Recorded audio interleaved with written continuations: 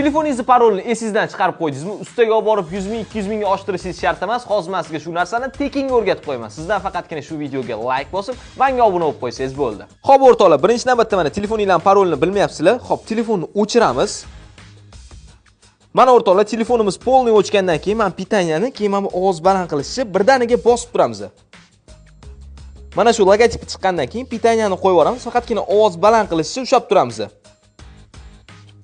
Va bizda mana shu bo'lim ochiladi, ko'rishingiz mumkin. Endi bittacha faqat knopkalarda boshqarasizlar. Ovozni past qilishni bosib, mana bu o'rtadagi kiramiz. Kirish uchun pitaniyani bitta bosamiz. Bu yoqdan ikkinchi bo'limga tushiramiz. Ovozni pasaytirib, keyin pitaniyani bosamiz. Yana bitta pasaytiramiz, keyin konifirni pitaniya bilan bosib yuboramiz, ya'ni o'chirish bilan. Xo'p, endi kutib turamiz, zagruzka bo'ladi. O'rtoqlar, mana to'liq zagruzka bo'lgandan keyin mana bu o'chirishchi yana bitta bosasizlar, yana bitta bosamiz, yana bitta bosamiz. Bo'ldi.